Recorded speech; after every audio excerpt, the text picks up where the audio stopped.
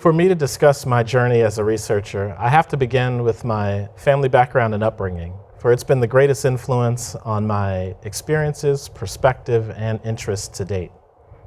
Growing up, my mom, dad, and my older sister Veronica were my most influential role models, and my younger sister Tanya was really my best buddy and playmate and friend.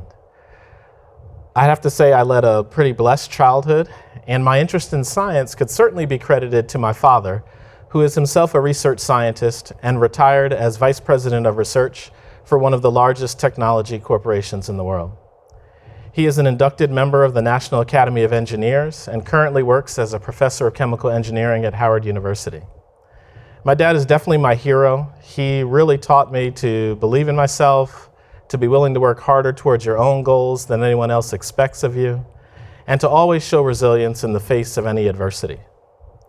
Fortunately, I have only had a few instances of true adversities in my life, but when I have, reflecting on the fact that I have a Father in heaven who loves me and that I'm also Jim Mitchell's son has been the mantra that has kept my faith strong through any difficult challenges.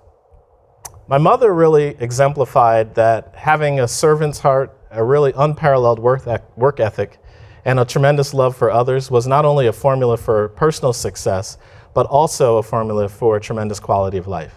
She fought tirelessly as a member of the Parent-Teacher Association against inequities that she saw in the public health school system, particularly for minority children and children of lower socioeconomic status, and did so while raising her family and also building a very successful career as a sales representative for a national real estate agency and subsequently global pharmaceutical company.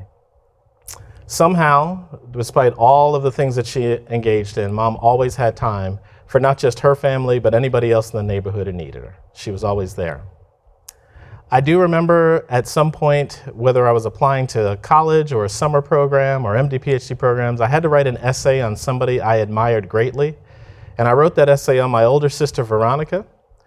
She was the first Black valedictorian of our high school. And for years, the school system used her high school term paper as the example they passed out to all students on how to write a term paper. I can't tell you what it was like to go through a class with a teacher who had previously taught my sister Veronica. They always seemed pretty surprised that we were related, and that was a bit annoying to me. But when it came to think of somebody I admired greatly, she was an easy choice to write my essay on. Veronica really taught me that you could pursue your dreams with both passion and grace, that it was okay to treat everybody like they were your best friend first, even if they don't reciprocate. And she really exemplified that you could be a quote-unquote nerd and still be cool people. And what about my younger sister Tanya, my buddy? I think Tanya basically taught me that my parents saved the best for last. She was a straight-A student, musician, an athlete. Pretty much everything she put her hand to, she was great at going through school. She subsequently went on to law school with honors. And while it was difficult following my sister Veronica, I am very thankful I did not have to follow my younger sister Tanya through school. And the reason I take the time to tell you about my family history is because my upbringing, our upbringing, really exemplifies the experiences that I've had to date as an African-American researcher focused on trying to find better treatments and cures for people with brain cancer, and as an institute director that has a mission of advancing clinical and translational research to try to improve the health of our communities. So my parents often shared their experiences of growing up during segregation, and they did not shy away from sharing what it was like to be discriminated against, to have opportunities denied of you simply because of the color of your skin.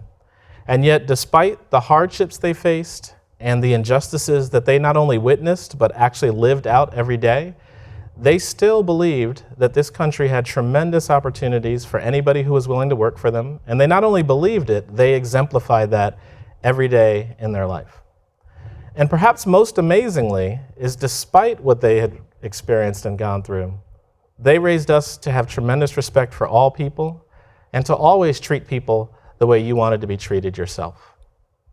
Anybody who knows me knows that I like to collect quotes that I think simplify the complexities of life. And one of my favorite quotes is, "No one can make you feel inferior without your consent."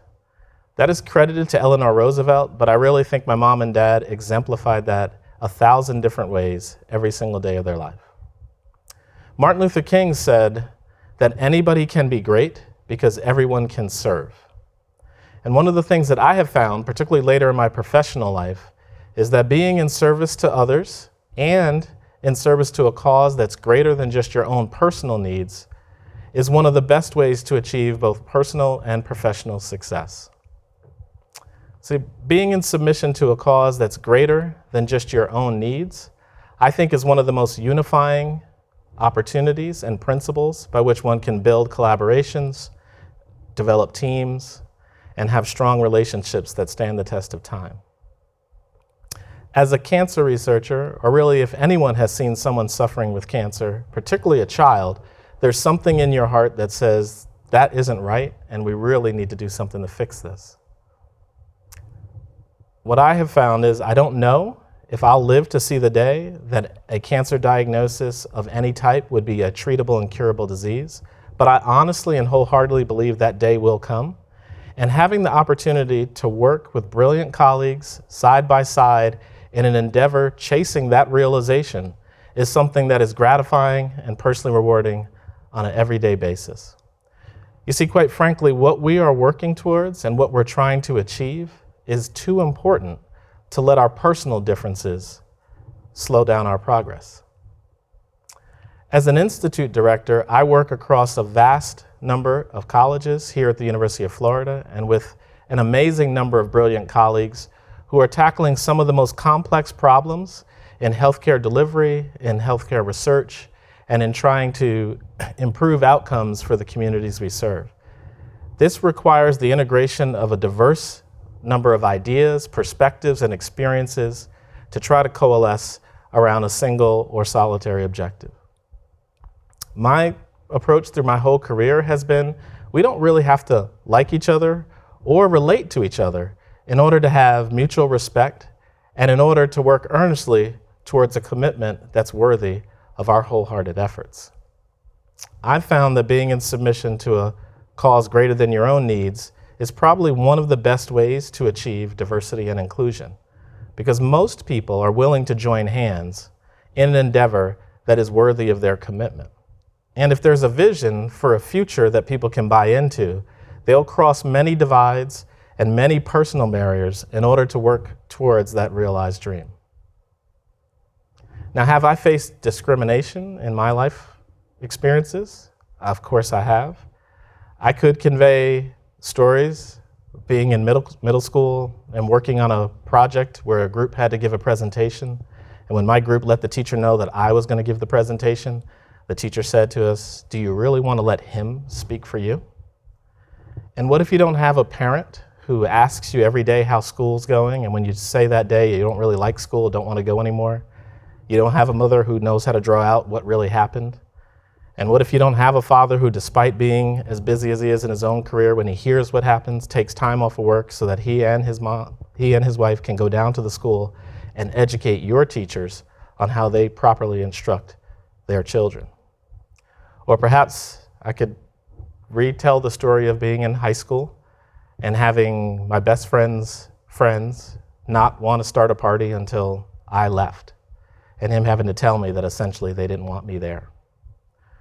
Or maybe you could fast forward to being a pre-med student who's gotten interested in research, interested in MD, PhD programs, and you go to visit a medical school and ask the admissions director, what does it take to get into your MD, PhD program? And the director's answer is, well, it's a really competitive program. We only accept 6 students a year. And you think to yourself, I kind of knew that. I saw that on the website. But you ask again, you say, well, no, I understand that, but there's not a lot of information about MD, PhD programs. You can read about med schools. You can read about grad schools. I really would like to know what you guys look for an MD, PhD program. And his answer is, you can do medical research without getting into an MD, PhD program.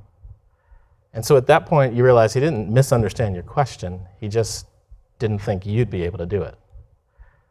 And so you have a decision to make. Any pre-med student, as a freshman, you're pretty nervous about your chances anyway, and you just have somebody tell you that you'll probably never make it.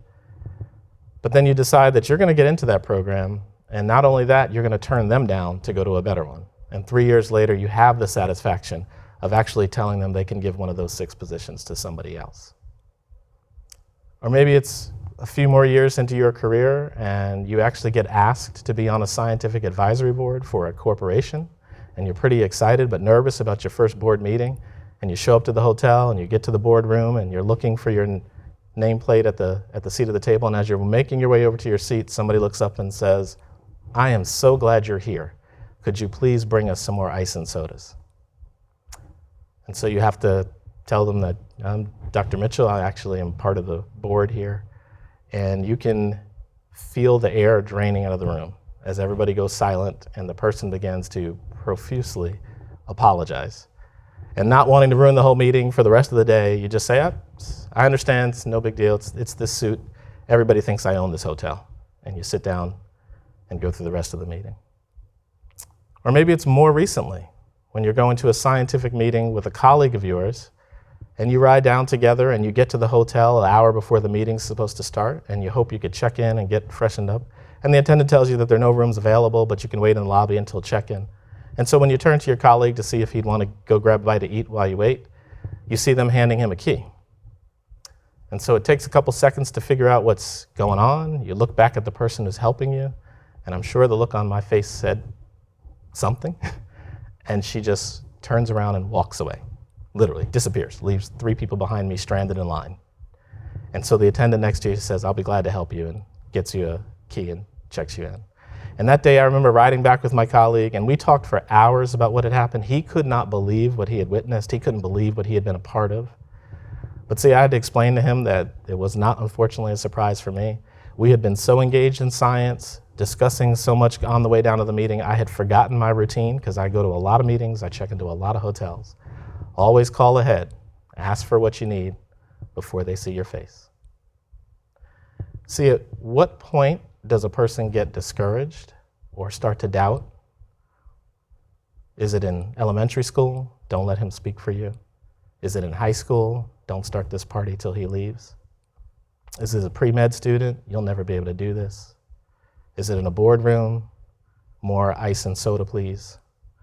Or is it when you're an endowed chair professor in the Department of Neurosurgery, riding to a meeting with an assistant professor that you mentor, and he can get into a hotel room, but you can't?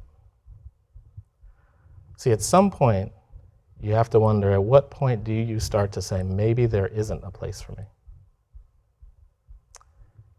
And the answer to that question really is at no point.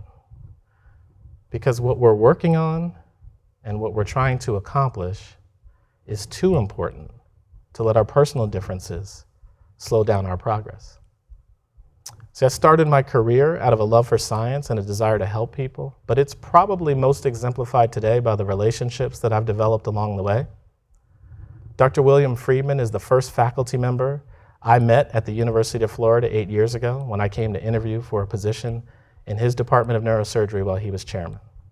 And Dr. Friedman said to me that he had lost his mother to brain cancer many years ago, and since that time he had dedicated his life to trying to do whatever he could to help find a cure.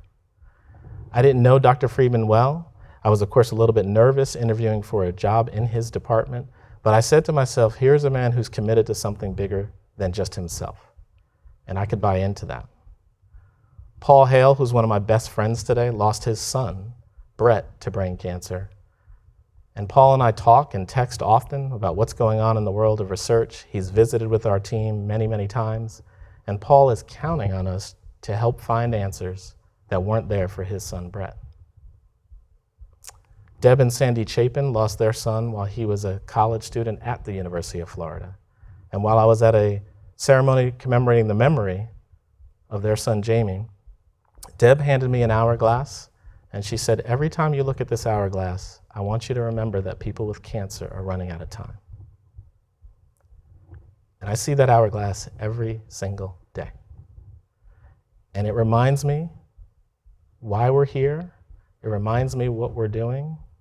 And it reminds me of the tremendous privilege that I have and that we all have to work together at the University of Florida towards a cause that's worthy of our best. See, Dr. Friedman, Paul, Deb, they are counting on us and depending on us to do the best we can for each other and the best we can with each other to try to improve the lives of others. And that's far too important to let other things slow us down. Oprah Winfrey said, "What you appreciate appreciates." And I greatly appreciate the opportunity to be at the University of Florida, to work with the colleagues that we have, and to endeavor in something that is worthy of our best efforts. And that's why I will fight to make this a more inclusive and diverse place for all people. Thank you.